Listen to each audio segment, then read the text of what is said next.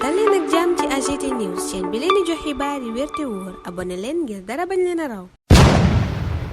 AGT News. Bismillah daleen ak jàmm ci chaîne bi ngeen tàmmul seen bopp AGT News daanaka yéene kaay yépp ci dogal yu mag yi président Bassirou Diomaye Faye gontoo jël démb ca conseil des ministres lañu xëy Le Soleil xëy ci indemnisation victime gi mu yëgle ne danañu ko amal journal bi ne képp ku loru ci manifestation politique yi ab diggante janvier 2021 ba février 2024 xamal ne nguur gi dina la dàmp loola le président Bassirou Diomaye Faye jël nib dogal démb ca conseil des ministres journal bi ne njiitu réew mi sàkku na ci premier ministre am Ousmane Sonko mu taxawal ab commission boo xam ne mooy xool victime yi ñana waaye itam natt lañu leen yàqal nu mu toll ñu dàmp leen ca ña wopp te nekk di faju jamono ji journal bi ne président Bassirou Diomaye Faye bëgg nañu xool ñana ñu toppatoo seen wàllu wér-gu-yaram état jël lépp lu cay charge Les Échos ne président Bassirou Diomaye Faye kay fi mu ne lépp la songu na dundu gu cher gi songu luwaaye bi songu xëy ndaw ñi waaye it songu dàmp ña loru ci manifestation yi am diggante janvier 2021 ba février 2024 journal bi ne projet bi nag 2025 la ñu koy doxal yéenekaay bi ne lataa booba njiitu réew mi tàmbali na grand ménage maanaam niti Macky Sall yene woon ca yene direction générale tàmbali na leen dàq fali nitam la ca yéenekaay ba gis nag mooy ñi ngi ci tànku fàtte appel à candidature di tabb seeni nit yéenekaay bi yëgalee ñu noona ne général Moussa Fall dàq nañu ko Pape Alé Niang fal nañu ko directeur général RTS Waly Diouf Bodian ma nga ca port autonome bu Ndakaaru Fadilou Keita moo jiite caisse des dépôts et consignation Cheikh Bamba Dièye mooy njiital AIBD aéroport international Blaise Diagne bu Diass docteur Cheikh Dieng la ñu dénk ONAS di office national de l'assainissement du Sénégal pal yooyu it la ñu Vox Populi yeggee dolli ca bu Abdou Ñing inspecteur des impôts et des domaines manu fal directeur des domaines yéenekaay bi nañu poste it am na njiit lu bees niki SNHLM pôle urbain bu Diamniadio SAPCO ak yeneen Le Témoin ne président Bassirou Diomaye Faye kay tàmbale naa dagg bopp yi ñi mu njëkk a dagg seen bopp mooy ña jiite woon port RTS APIX CDC AIBD SAPCO ONAS domaine pôle urbain Diamniadio foofa yépp yéenekaay bi ne teg na fa ñu bees Libération tuddee ko le chamboulement yégal ñu ne général Martin Faye tey moo jiite gendarmerie Abdou Ñing mooy directeur des domaines Pape Alé Niang moo jiite RTS Bara Diouf moo jiite pôle urbain docteur Cheikh Dieng ngay njiital ONAS Waly Diouf Bodian ma nga ca port Bakary Sega Bathily moo jiite APIX Cheikh Bamba Dièye AIBD Fadilou Keita CDC Maguette Kane Poste Bassirou Kébé SNHLM Mouhamadou Mokhtar Magasuba nga ca SICAP Serigne Mamadou Mboup moo jiite SAPCO Marie Rose Faye mooy njiital ADP magu bees gi laas la mu jàpp ca yooye le dogal mooy la coup de balai maanaam ñe ne woon ca direction générale yooye ak ki ne woon ci bopp gendarmerie journal bi ne ñoom ñépp la Bassirou Diomaye Faye bale ka wuutu njiital gendarmerie tey le point ca moom la xëy muy général Martin Faye yéenekaay bi duñu xamaleek moom dellu siwaat it ci jaar-jaaram Martin Faye moom ak ñeneen ñi ñu tabb ci direction générale yi yor bi moom la xëy yeggee ñu ne président Bassirou Diomaye Faye sukk la ko ci des directions yéenekaay bi ne bu doon garabu ko mënees naa jàpp ne président Bassirou Diomaye Faye gësam na ko démb yu bari wadd ka njëkk a wadd yéenekaay bi ne mooy Moussa Fall mi jiite woon gendarmerie Racine Talla ma jiite woon RTS it nërmeelu na Cheikh Issa Sall dàq nañu ko ca CDC niki Mountaga Sy ma jiite woon port Abdoulaye Dièye ma ne woon ca AIBD it yéenekaay bi ne dàq nañu ko Mamadou Diagne Sy Mbengue ma ne woon SNHLM journal bi ne Bassirou Kébé ko wuutu docteur Cheikh Dieng yéenekaay bi gis ne mooy kiy doxal tey Mamour Diallo ma ne woon ca bopp ONAS journal ba yóbbu ko ca Eguya enquête ne Sonko ci boppam moo placé ay nitam ca yooye la direction générale waaye ci gëti le regard Diomaye placé ay nitam ci fu mel ni RTS port autonome bu Ndakaaru ak caisse des dépôts et consignation le réveil booba jamono dinu yeggee jëllug général Moussa Fall gi démb gannaaw conseil des ministres journal bi ne ci la président Bassirou Diomaye Faye jëlee dogalub dàq ko beneen dogal bu président Bassirou Diomaye Faye jëlit yéenekaay bi ne mooy indemniser ñépp ñi nga xam ne dañoo loru ci manifestation yi fi am diggante 2021 2023 ba 2024 képp ku nguuru président Macky Sall gi dal sa kaw ba gaañ la mbaa ñu yàq sa alal yéenekaay bi ne président Bassirou Diomaye Faye fas na laa yéene dàmp delloo la lanu la yàqal président Diomaye réew mi quotidien di ñu yëgal ne song na dund gu cher gi ndax santaane na ñu defaral ko ab plan d'urgence goo xam ne ci lay sukkandiku wàññi njëgu dund gi loola nag journal bi ne bëgg na mu am la tax fukki fan ak juróom weeru mai loola waral Walf Quotidien ne président Bassirou Diomaye Faye jël na date ngir wàññi njëgu dund gi Vox Populi ne la tax plan d'urgence booba di noppi balaa fukki fan ak juróom weeru mai ni mu ko santaane président Bassirou Diomaye Faye santaane na ñu surveiller lépp luy prix homologué ba du yéeg muy ceeb bi suukar si diwlin gi meew meeg mburu mi yéenekaay bi ne président Bassirou Diomaye Faye bugg ca benn yokkute bugg ci dara manqué waral mu ne nanu may gët loola bu baax a baax Madiambal Diagne moom ba mu xoolee projet baak la ñu ca wax yépp la mu gis mooy ab leer la woon maanaam projet bi daal fi mu ne waa Pastef noppeeguñu ngir doxal ko Madiambal ca le peuple quotidien naan kon fii ba booba plan Sénégal émergent la ñuy doxee l'info it gis yéex a tàmbali ci projet gi ne woon moom mooy doxal réew mi journal bi ne projet booba dàq nañu ko ba 2025 yéenekaay bi tuddee ko retard à l'allumage. yëgal ñu ne ab comité technique daanu ko taxawal ca primature. yéenekaay bi ne booba lépp kuréel ña cay bokk mooy ministère gi yore wàllu plan wàllu finance industrie souveraineté alimentaire emploi ak transformation secteur public waaye it bureau organisation et méthode. journal bi ne booba lépp liggéey premier ministre wala doxal président Bassirou Diomaye Faye la mu ca bëgg mooy ñu liggéeyee ko ci réew mi maanaam ay doomi réew mi xalaat ko tëgg ko lu ni mel yéenekaay bi ne laata njeextalu ñetteelu trimestre bu 2024 bëgg na mu sotti. première phase plan d'action pluriannuel bu projet booba yéenekaay bi ne danañu ko sóoraale ci projet de loi finance initiale bu 2025 bi nga xam ni moom la ñu war a jox assemblée nationale ci njeextalu weeru octobre bi ñu dëkmal. assemblée nationale googa sax ca la ñuy taxaw ak point actu ma dellu si ca coowal motion de censure ga yéenekaay bi ne motion de censure du am génn congu it waa nguur gi duñu ko def Macky Sall. Abdou Mbow yéenekaay bi ne soppi na muy waxee ci ab communiqué bu mu fësal ñaar fukki fan ak ñetti weeru avril bi nu weesu gannaaw ba coow la nekkur loi de finance rectificative bi yéenekaay bi ne dafay jàll nip lettre ca poste maanaam kenn du ko téem lii lépp nag yéenekaay bi ne Macky Sall la maanaam mi ngi bitim réew waaye loxoom dañu ci réew mi point actu nag la mu jàngat ca loola lépp mooy dialogue baa ngi wéy diggante Macky Sall ak Ousmane Sonko ñoom ñaar sax la fësal ci xëtam gu njëkk xët gu njëkku bés bi la jour ñu fekk fa président Bassirou Diomaye Faye ak naataango mu Mauritanie Gazouane yéenekaay bi ne ñoom ñaar ñépp dañoo mere BP ci lu ñeel exploitation gaz bi di GTA yéenekaay bi ne yëf yi kay fi mu ne gaz sax lay xeeñ président Bassirou Diomaye Faye mer ba futtu la def ñamu mere di waa BP ñi amee retardum ñaar fukki weer ak juróom-ñett journal bi ne président Bassirou Diomaye Faye nag woona naataango bu Mauritanie Gazouane ñu def ab say jàkkaarloog opérateur bi di BP mi mel ni ku ne ci tànk def lu ko neex journal bi ne njëggu liggéey ba kay fi mu ne yegg na sax ci juróom-ñeenti milliards maanaam la mu fa investir Dakar ak Nouakchott nag la ñu bëgg mooy auditer mbir ma càmbar ko ba xam lu cay tappaleeg lu cay dëgg journal bi ne liy dëgg it mooy bu ñu mayiwul danañu dàqati exploitation gaz GTA booba ba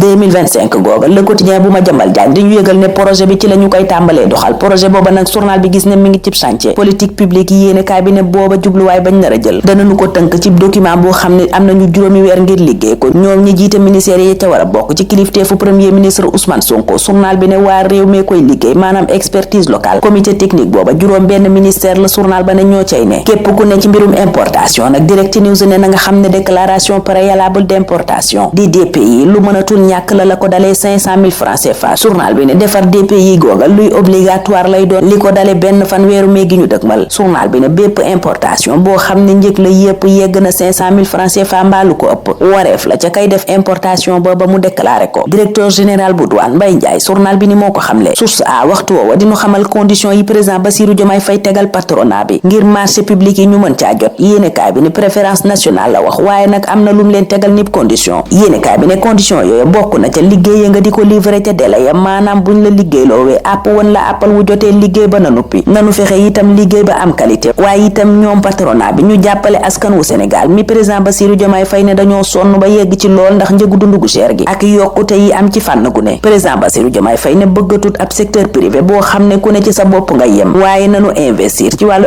industrialisation président Bassirou Diomaye Faye di yéene cabinet xamal na waa secteur privé bi di chef d'entreprise yooyu ne képp ku ci def lu ni mel dana la jàppale ci anam yu méngoo gi UEMOA waa tëral l'info booba jamono naan ñu Amnesty International de waxuma la tëral waaye njombey Macky Sall yépp lanu lal wesaare ko journal bi ne ci seen rapport bi ñu doon présenté démb lépp luy ñaawteef ak crime gu président Macky Sall def ci réewum Sénégal Amnesty International becc na ko réew mi quotidien tuddee loola les chiffres du mal ne xayma yu doy waar bokk na ci junniy arrestation juróom benn fukk di 60 morts yu nu wàññi diggante mars 2021 ak octobre 2023 ci atum 2023 googa yéene cabinet si biru itam def na jéey ci Sénégal ndax 199 décès di téeméer ak juróom-ñeent fukk ak juróom-ñeenti bakkan si biru mooma yóbbu na ko président Bassirou Diomaye Faye moom ndax junneeg téeméer ak juróom fukki milliards yëfi FMI nar a indi ci programme d'investissement 2023-2026 gi daf koy geddam déet woowale laaj la critique samp fii ak ñuy am tontu li lii quotidien ñu yëgal scandale foncier bu am ca Mbour yéene kaay ba ne tribunal ba woon la ñu jaay ab commerçant terrain ba journal ba ne ma nga toll ci 2500 mètres carrés njëkk la ñu xayma ko ci luy tolloog juróomi téeméeri million booba lépp terrain nag yéene kaay ba ne moom la ñu wanteer bazarde ko njaay ma nag ma nga am ci anam gu kenn yëgut maanaam en toute discrétion journal ba ne te booba lépp terrain ab centre commercial la ñu fa waroon a def Jamra moom yéene kaay bi ne ab conférence de presse la nar a def ëllëg maanaam dajeg taskatu xibaar yi la ko waral mooy audience bi président Bassirou Diomaye Faye may Charles Michel mi nekkoon homme de l'année nekkoon itam président jury concours borom ñaari tur yi di LGBT yi stade moom xëy lim ñeenti tur di ñang Sow Papis ak Sadio stade na ñii ak ñeneen ñoo doon toj juróomi championnat football ya gën a mag ca Europe waaye ñépp leen namm Franc mi fi mbër yépp daanaka bàyyi ndax mënuñu koo daan sunu lamb moom lay laaj ndax B52 di bombardier dana jeexal loola di invincibilité yéene kaay bi ne loola benn fanweeru mee lay leer fii ak booba ñun ñu ngi leen di ñaanal kenn dal ak jàmm jàmm dig daje ëllëg incha allah. AGT News.